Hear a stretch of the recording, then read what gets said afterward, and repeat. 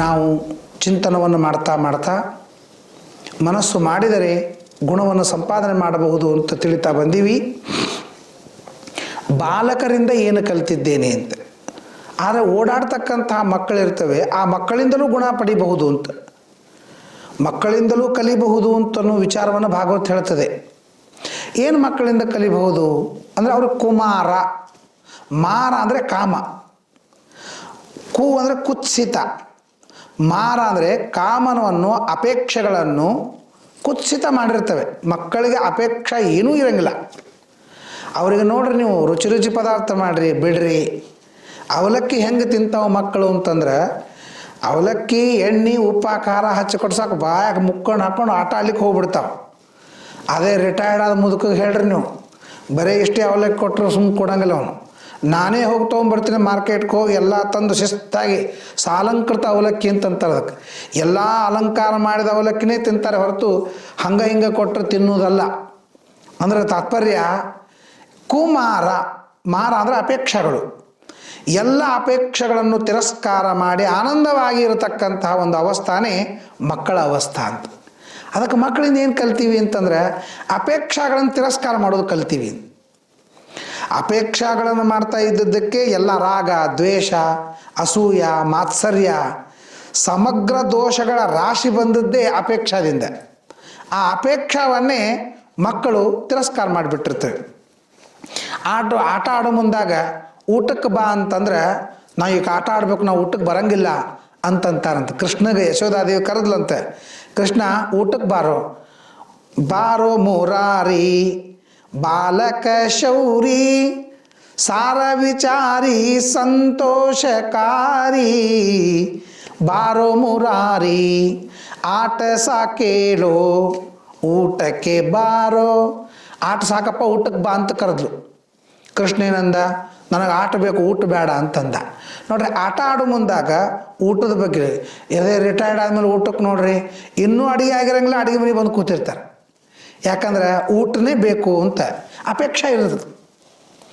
ಆದರೆ ಪರಮಾತ್ಮ ಎಲ್ಲ ಆಟ ಮುಗಿದ ಮೇಲೆ ಅವ್ರಿಗೆ ಯಾವಾಗ ಬೇಕು, ಯಾವಾಗ ಊಟ ಬೇಕು ಅವಾಗ ಬಂದು ಕಾಡ್ತಾವೆ ಹುಡುಗರು. ಹಸಿವಿ ಆಗೇದಮ್ಮ ನನಗೆ ಉಣಿಸು ಬಾರೆ, ಹಸನಾದ ಮೊಸರು ಅವಲಕ್ಕಿ ತಂದು ಕೋಡೆ, ಬಿಸಿ ಬಿಸಿ ಅನ್ನ ಕೈಯ ಸುಡುತ್ತದೆ ಬದಿಗೆ ಕೂಡೆ, ಹಾಲು ಮೊಸರು ಹಾಕಿದರೆ ಬೇಗ ನುಣ್ಣುವೆ. ಪರಮಾತ್ಮ ಅದನ್ನು ತೋರಿಸ್ದ. ಬಾಲಕರು ಅಂದರೆ ಏನು ಅಂದರೆ ಅವ್ರಿಗೆ ಆಟ. ನಾವು ಹುಡುಗರಿಗೆ ಬೈತೀವಿ, ಹೊಡಿತೀವಿ, ಅಂತೀವಿ, ಆಡ್ತೀವಿ. ಒಂದು ಕ್ಷಣ ನೀ ಬೇಡ, ನೀ ನನಗೆ ಬೇಡ ಅಂತಂತಾವ. ಇನ್ನೊಂದು 5 ನಿಮಿಷ ಮಕ್ಕಳು ಬಂದು ನಮ್ಮನ್ನು ಅಪ್ಪಗೊಳ್ತವೆ, ಎಲ್ಲ ಮರೆತು ಬಿಡ್ತಾವೆ. ಅರೆ ದೊಡ್ಡವ್ರಿಗೊಂದು ಕಪಾಳಿ ಹೊಡ್ರೆ ನೋಡೋಣಂತೆ 7 ಜನ ತನಕ ನಮ್ಮನ್ನು ಬಿಡಂಗಿಲ್ಲ ಅವರು. ಯಾಕೆ ಅಂತಂದರೆ ನಮ್ಮಲ್ಲಿ ಅಪೇಕ್ಷೆಗಳು ಜಾಸ್ತಿ ಇರ್ತಾವೆ. ಹುಡುಗರಿಂದ ಏನು ಕಲ್ತಿ ಅಂದರೆ ಯಾರೋ ಅಂತಾರೆ, ಯಾರೋ ಆಡ್ತಾರೆ, ಯಾರೋ ಬಡಿತಾರೆ, ಯಾರೋ ಏನೋ ಮಾಡ್ತಾರೆ, ಮರ್ತು ಬಿಡು. ಅದನ್ನು ಮರೆಯುವುದನ್ನು ಮಕ್ಕಳಿಂದ ಕಲಿ ಅಂತ. ಮಕ್ಕಳು ನೋಡ್ರಿ ಆಟ ಆಡ್ತವೆ. ಆಟ ಆಡೋ ಮುಂದೆ ಮನೆ ಕಟ್ತಾವೆ. ಮನೆ ಕಟ್ಟಿ ಇದು ಮನೆ ಹೆಂಡತಿ ಮಕ್ಕಳು ಸ್ಕೂಲಿಗೆ ಹೋಗು, ರಿಕ್ಷಾ ತೊಗೊಂಬ, ಅದನ್ನು ತಿನ್ನು, ಇದನ್ನು ತಿನ್ನು, ಡಬ್ಬಿ ತಗೋ ಅಂಥೇಳಿ ಎಲ್ಲ ವಿಚಾರ ಮಾಡ್ತೇವೆ. ಆದರೆ ಆಟ ಮುಗೀತು ಅಂತಂದ್ರೆ ದಬ ದಬ ದಬ ಒದ್ದು ಮನೆ ಎಲ್ಲ ಹಾಳು ಮಾಡ್ಕೊಂಡು ಹೋಗ್ತಾವೆ. ಅಂದ್ರೆ ಮನೆ ಕಟ್ಟು ಮುಂದಾಗೂ ಟೆನ್ಷನ್ ಇಲ್ಲ ಅವಕ್ಕೆ, ಮನೆ ಒದ್ದು ಹಾಳು ಮಾಡಿದ ಮೇಲೂ ಅವಕ್ಕೆ ಟೆನ್ಷನ್ ಇಲ್ಲ. ನಮಗೆ ನೋಡಿ ಹೆಂಗಿರ್ತದೆ, ಮನೆ ಕಟ್ಟಬೇಕು ಅಂತಂದ್ರೆ ಟೆನ್ಷನ್ ಸ್ಟಾರ್ಟ್. ಆ ಮನೆಗೆ ಯಾರಾದರೂ ಕಿಟಕಿ ಬಾಗಲ ಹೊಡೆದ್ರು ಅಂತಾರೆ ಟೆನ್ಷನ್ ಸ್ಟಾರ್ಟ್. ಅಂದ್ರೆ ಮನೆ ಕಟ್ತಾ ಇರುವಾಗ ನೀ ಏನು ತಲೆ ಕೆಡಿಸ್ಕೋತಿಲ್ಲ ಅದನ್ನು ತಲೆ ಕೆಡಿಸ್ಕೊಳಕ್ಕೆ ಹೋಗಬೇಡ. ಸಾಧ್ಯ ಆಯಿತು ಮನೆ ಕಟ್ಟು, ಇಲ್ಲ ಬಾಡಿಗೆ ಮನೆಯೊಳಗಿರು, ಮಕ್ಕಳಂತೆ ಇರು. ಆಡುವ ಮಕ್ಕಳು ಮನೆಯ ಕಟ್ಟಿದರು, ಆಟ ಸಾಕೆಂದು ಮುರಿದೋಡಿದರು. ಹೀಗಿರಬೇಕು ಸಂಸಾರ, ಹೀಗೆ ಬರೆದಿರಲು ಪ್ರಾಚೀನ, ಹೀಗಿರಬೇಕು ಸಂಸಾರ. ಆಡುವ ಮಕ್ಕಳು ಮನೆಯ ಕಟ್ಟಿದರು, ಆಟ ಸಾಕೆಂದು ಮುರಿದು ಓಡಿದರು ಅಂತ. ಒಂದು ಮನೆ ಕಟ್ಟಬೇಕಾದ್ರೆ ಮಕ್ಕಳಂಗಿರು ಅಂತಂತಾರೆ. ಏನೂ ಟೆನ್ಷನ್ ಮಾಡ್ಕೊಳಕ್ಕೆ ಹೋಗಬೇಡ ಅಂತನೋ ಹಂಗೆ ಮಕ್ಕಳಂತೆ ಇರಬೇಕು ಅಂತ. ಮಕ್ಕಳು ಎಷ್ಟು ವಿಚಿತ್ರ ನೋಡ್ರಿ. ಮಕ್ಕಳ ಕೈಯಾಗ ಒಂದು ಮೊಬೈಲ್ ಕೊಡ್ರಿ, ಮೊಬೈಲ್ ಕೊಟ್ಟ ಮೇಲೆ ಅವು ಹಿಡ್ಕೊಂಡು ಆಟ ಆಡ್ತೇವಲ್ಲ, ಆ ಮೊಬೈಲ್ ಕಸ್ಕೊಳ್ರಿ ಭಾರಿ ರಂಬಾಟ ಮಾಡ್ತವೆ. ಕೊಡಂಗಿಲ್ಲ ಅಂದರೆ ಕೊಡಂಗಿಲ್ಲ, ಹಠ ಮಾಡಿ ಒದರಾಟ ಚಿರಾಟ ಎಲ್ಲ ಮಾಡಿ ಒಟ್ಟ ಕೊಡಂಗಿಲ್ಲ. ಆದರೆ ಆ ಮಕ್ಕಳಿಗೆ ನೀವು ಇನ್ನೊಂದು ಮೊಬೈಲ್ ಕೊಡ್ರಿ, ಮೊದಲೇ ತಂತಾನೇ ಬಿಡುತ್ತೆ. ಆ ರೀತಿಯಾಗಿ ಮಕ್ಕಳಿಂದ ಏನು ಕಲ್ತೀವಿ ಅಂತಂದರೆ, ನಾವು ಇನ್ನೊಂದನ್ನು ಪಡೆದಾಗಲೇ ಮತ್ತೊಂದನ್ನು ಬಿಡ್ಲಿಕ್ಕೆ ಬರ್ತದೆ. ಹಂಗೆ ದುಶ್ಚಟಗಳನ್ನು ಪಡೆದಾಗ ಆ ದುಶ್ಚಟಗಳನ್ನು ಬಿಡು ಅಂತಲೂ ಬಿಡ್ಲಿಕ್ಕೆ ಆಗೋದಿಲ್ಲ. ಒಳ್ಳೆಯ ಚಟಗಳನ್ನು ಹಾಕ್ಕೊಂಡಾಗ ದುಶ್ಚಟಗಳನ್ನು ತಂತಾನೆ ಬಿಡ್ತದೆ. ಸೊ ಮಗು ಮತ್ತು ಮನಸ್ಸು ಎರಡೂ ಒಂದೇ. ಮಗುವಿಗೆ ಒಂದನ್ನು ಬಿಡು ಅಂದರೆ ಬಿಡಂಗಿಲ್ಲ, ಇನ್ನೊಂದನ್ನು ಕೊಟ್ಟಾಗ ಅದನ್ನು ಬಿಡುತ್ತದೆ. ಹಂಗೆ ಮನಸ್ಸು ಕೂಡ ಈ ಎಲ್ಲ ಚಟಗಳನ್ನು ಬಿಡು ಅಂದರೆ ಬಿಡಂಗಿಲ್ಲ, ಅದನ್ನು ಒಳ್ಳೆಯ ಚಟಗಳನ್ನು ಹಾಕಿದಾಗ ಅದು ಬಿಡುತ್ತದೆ. ನಮಗೆ ಯಾಕೆ ಇನ್ನೊಬ್ಬರಿಗೆ ಬೈಲಿಕ್ಕೆ ಟೈಮ್ ಸಿಗುತ್ತದೆ ಅಂತಂದರೆ, ದೇವರನ್ನು ಹಾಡಲಿಕ್ಕೆ ನಾವು ಟೈಮ್ ಕೊಟ್ಟಿಲ್ಲ, ಪಾರಾಯಣ ಮಾಡಲಿಕ್ಕೆ ಟೈಮ್ ಕೊಟ್ಟಿಲ್ಲ, ಪ್ರದಕ್ಷಿಣೆ ಹಾಕ್ಲಿಕ್ಕೆ ಟೈಮ್ ಕೊಟ್ಟಿಲ್ಲ. ಹಿಂಗೆ ಅವೆಲ್ಲ ಟೈಮನ್ನು ಯಾರೋ ಬ್ರಾಹ್ಮಣರನ್ನು ಬೈದ, ಸ್ವಾಮಿಗಳನ್ನು ಬೈದ, ರಾಜಕಾರಣಿಗಳನ್ನು ಬೈದ, ಎಲ್ಲರನ್ನು ಬೈಕೋತ ಕಾಲ ಕಳೀತಾನೆ. ಇಂತಹ ಕಾಲ ಕಳೆದಬೇಕು. ಸ್ವಾರ್ಥ ತೇಜಲಿ ಕಾಲ ವ್ಯರ್ಥ ಮಾಡದೆ ಪುರುಷಾರ್ಥ ಪ್ರಧಾನ ಪಾದ ಭಜಿಪರಿಗೆ ಭಯ ಉಂಟೆ ಹರಿಯ ಭಕ್ತರಿಗೆ. ತನ್ನ ಸ್ವಾರ್ಥದೊಳಗೆ, ಹರಟಿಯೊಳಗೆ, ನಿಂದಾದೊಳಗೆ ಟೈಮ್ ಕಳೀಲಾರ್ದೇನೆ ತಲ್ಲೀನ ಆಗಿರಬೇಕು. ಹುಡುಗರು ಆಟ ಆಡ್ತವೆ, ಒಬ್ಬರನ್ನ ಬೈಯಂಗಿಲ್ಲ, ಒಬ್ಬರನ್ನ ದ್ವೇಷ ಮಾಡಂಗಿಲ್ಲ, ಒಬ್ಬರಿಗೆ ತಾನಾಯಿತು, ತನ್ನ ಆಟ ಆಯಿತು, ಊಟ ಮಾಡ್ತೇವೆ, ಏನು ಬೇಕು ಏನು ತಾಯಿ ಮಾಡಿರ್ತಾವೆ ಅದನ್ನು ಊಟ ಮಾಡ್ತವೆ, ಮತ್ತು ಆಟ ಆಡ್ಲಿಕ್ಕೆ ಹೋಗ್ತವೆ. ಇನ್ನು ಏನೂ ಜಗತ್ತಿನ ವ್ಯಾಪಾರ, ಜಗತ್ತಿನ ಕಾರವಾರ ಅವು ಮಾಡಂಗಿಲ್ಲ. ಹಿಂಗಾಗಿ ಆನಂದವಾಗಿ ಇರ್ತಾವೆ. ಅದಕ್ಕೆ ಪುರಂದರದಾಸರು ಏನು ಹೇಳಿದರು ಅಂತಂದ್ರೆ, ಹಸಿ ಮೆಣಸಿನಕಾಯಿಗೂ ನಮ್ಮ ಜೀವನಕ್ಕೂ ಹೋಲಿಸೋ ಮುಂದಾಗ ಅದಕ್ಕೇನು ಮಾಡಿದರು, ಹುಟ್ಟು ತಲೇನಿ ಹಸಿರಾಗುತ್ತ ಕಂಡೆ, ನಟ್ಟ ನಡುವೆ ನೀನು ಕೆಂಪಾಗುತ್ತ ಕಂಡೆ, ಕಟ್ಟ ಕಡೆಗೆ ನೀ ಹಣ್ಣಾಗುತ್ತ ಕಂಡೆ, ವಹವಾರೆ ಮೆಣಸಿನಕಾಯಿ ಒಣರೊಟ್ಟಿಗೆ ನೀ ತಂದೆ ತಾಯಿ, ವಹವಾರೆ ಮೆಣಸಿನಕಾಯಿ. ಹುಟ್ಟು ತಲೆ ನೀ ಹಸಿರಾಗುತ್ತ ಕಂಡೆ ಅಂದರೆ ಬಾಲ್ಯದೊಳಗೆ ನಾವು ಹಸಿರಾಗಿ ಇರ್ತೇವೆ. ಹಸಿರು ಅಂತಲೂ ಸುಖದ, ಸಮೃದ್ಧಿಯ, ಶಾಂತಿಯ ಒಂದು ಪ್ರತೀಕ. ಅದಕ್ಕೆ ಹುಟ್ಟು ತಾಲೇನಿ ಹಸಿರಾಗುತ್ತ ಕಂಡೆ. ಹುಟ್ಟಿದಾಗಿನಿಂದ 24 ವರ್ಷದ ತನಕ ತಂದೆ ತಾಯಿಗಳು ಊಟಕ್ಕೆ ಕಳಿಸ್ತಾರೆ, ಊಟಕ್ಕೆ ಹಾಕ್ತಾರೆ, ಆರಾಮಾಗಿರ್ತೀವಿ. ನಮ್ಮ ಮಟ್ಟಕ್ಕೆ ನಾವು ಇರ್ತೀವಿ, ಜಗತ್ತಿಂದ ಯಾವುದೂ ನಮಗೆ ಟೆನ್ಷನ್ ಇರೋಂಗಿಲ್ಲ. ನಟ್ಟ ನಡುವೆ ನೀನು ಕೆಂಪಾಗುತ್ತ ಕಂಡೆ. 24 ವರ್ಷ ಆಯಿತು ಅಂದ್ರೆ ನೌಕರಿ ಚಾಕರಿ ಸ್ಟಾರ್ಟ, ಆಮೇಲೆ ಮದುವೆ ಆಗ್ತದೆ, ಆಮೇಲೆ ಹೆಂಡತಿ ಮಕ್ಕಳು ಬೀಗರು ಅವರು ಇವರೆಲ್ಲ ಬರ್ತಾರೆ, ಟೆನ್ಷನ್ ಸ್ಟಾರ್ಟ, ಎಲ್ಲನೂ ಕೆಂಪಾಲಿಕ್ಕೆ ಶುರು ಆಗ್ತದೆ.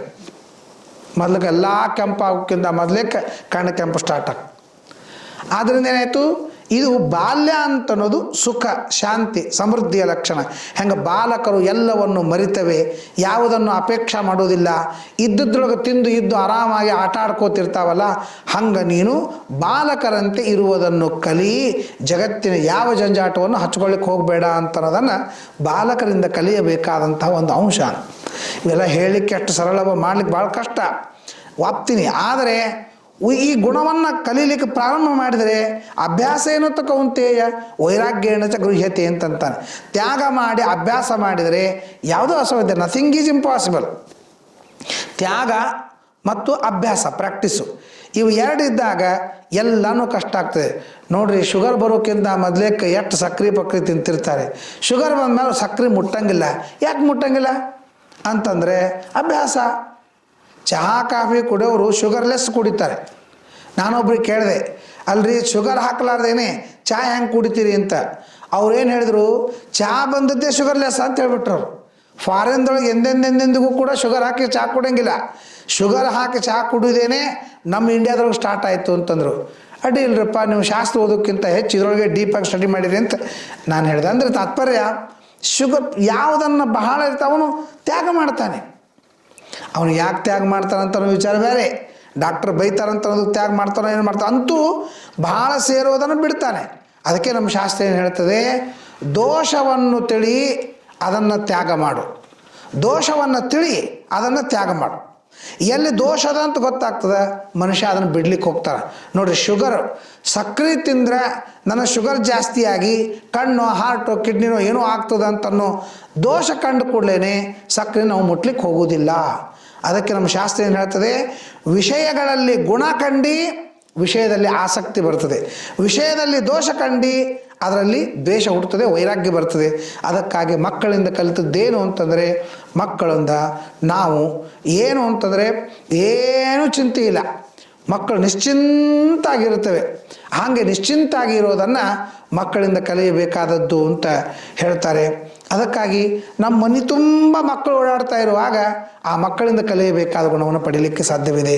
ಇನ್ನು ಜೇಡರ ಹುಳ ಅಂತಿದೆ. ಆ ಜೇಡರ ಹುಳ ಹೆಂಗೆ ಮಾಡ್ತದೆ ಅಂತಂದರೆ, ತಾನೆಲ್ಲ ತನ್ನ ರಸವನ್ನು ಬಿಟ್ಟು ಜಾಲಿ ತಯಾರು ಮಾಡ್ತದೆ. ಜಾಲಿ ತಯಾರು ಮಾಡಿ ಅದರೊಳಗೆಲ್ಲ ಕ್ರಿಮಿಗಳು ಕೂಡ್ಕೊಳ್ತೇವೆ, ಅದನ್ನು ತಿಂದು ಬಿಡುತ್ತದೆ. ಹಾಗೆ ಭಗವಂತ ತನ್ನ ಮಾಯಾದಿಂದ ಸಮಸ್ತವಾದಂಥ ಜಗತ್ತನ್ನು ನಿರ್ಮಾಣ ಮಾಡಿದ. ಅದರೊಳಗೆ ನಮ್ಮಂಥ ಕ್ರಿಮಿಗಳನ್ನು ಬಂಧನದೊಳಗೆ ಹಾಕಿ ಇಟ್ಟ ಅಂತ. ಇನ್ನೊಂದು ವೈಶಿಷ್ಟ್ಯ ಏನು ಅಂತಂದರೆ, ಆ ಜೇಡರ ಹುಳ ಏನು ಬಲಿ ಹಾಕಿರ್ತದೆ, ಆ ಜೇಡರ ಹುಳ ಸ್ವತಂತ್ರವಾಗಿ ಭಾರಿ ಫಾಸ್ಟ್ ಓಡಾಡ್ತದೆ. ಅದು ಯಾವ ಕ್ರಿಮಿಗಳು ಓಡಾಡ್ಲಿಕ್ಕೆ ಆಗೋದಿಲ್ಲ, ಸಿಗಿಬೀಳ್ತವೆ. ಹಂಗೆ ತಾನು ನಿರ್ಮಾಣ ಮಾಡಿದ ಜಗತ್ತಿನೊಳಗೆ ಎಲ್ಲಿ ಬೇಕಾದಲ್ಲಿ ಪರಮಾತ್ಮ ಸ್ವತಂತ್ರವಾಗಿ ಇದ್ದಾನೆ. ಆದರೆ ಜೀವರು ಮಾತ್ರ ಬದ್ಧರಾಗಿ ಆ ಯೋನಿಗಳಲ್ಲಿ ಮಾತ್ರ ಇದ್ದಾರೆ ಅಂತ ಅನ್ನೋದನ್ನು ನಾವು ಭಗವಂತನ ಬಗ್ಗೆ ತಿಳಿದುಕೊಳ್ಳಲಿಕ್ಕೆ ಸಾಧ್ಯವಿದೆ. ಆದ್ದರಿಂದ ಇಡೀ ಜಗತ್ತನ್ನು ನಾವು ಕಲಿಯಲಿಕ್ಕಾಗಿ ಬಳಸಬೇಕು ಅಂತ ಅನ್ನೋದನ್ನು ಭಾಗವತ ಹೇಳಿಕೊಡ್ತಾ ಇದೆ. ಕಲಿಯಲಿಕ್ಕಾಗಿ ಬಳಸಬೇಕು. ಪ್ರತಿಯೊಂದು ವಸ್ತುವಿನಲ್ಲಿ ಗುಣ ಇದೆ, ಪ್ರತಿಯೊಂದು ವಸ್ತುವಿನಲ್ಲಿ ದೋಷ ಇದೆ. ನಾವು ಬಿಡಬೇಕು ಹೆಂಗೆ ಅಂತ ಅನ್ನೋದು ಅವುಗಳು ಕಲಿಸ್ತವೆ, ನಾವು ಕಲಿಬೇಕು ಏನು ಅಂತ ಅನ್ನೋದನ್ನು ಅವುಗಳು ಕಲಿಸ್ತವೆ. ಆದ್ದರಿಂದ ನಾವು ಗುಣದೋಷಗಳ ಚಿಂತನವನ್ನು ಮಾಡಿ ಆಮೇಲೆ ಬೇಕು ಬೇಕು ಬೇಕು ಬೇಕು, ಬೇಡ ಬೇಡ ಬೇಡ ಬೇಡ. ಪಡೆದ ತಾಯಿ ತಂದೆಗಳ ಮನವನೋಯಿಸಬೇಡ, ಮನೆಗೆ ಮಲ್ಲಿಗೆಯಾಗು ಮಾಮರದ ಗಿಡವಾಗು, ಬಿಡಬೇಡ ಸದ್ಗುಣವ ಬಾಳಿಗಿದು ಭೂಷಣ. ಕೆಲವು ಬೇಡ ಅಂತ ಹೇಳ್ತಾರೆ, ಕೆಲವು ಬೇಕು ಅಂತ ಹೇಳ್ತಾರೆ. ಯಾವುದು ಬೇಡ ಅಂತ ಹೇಳ್ತಾರೆ ಅದೆಲ್ಲ ದೋಷಗಳು, ಅದು ನಿನ್ನ ಹತ್ರ ಬೇಡ.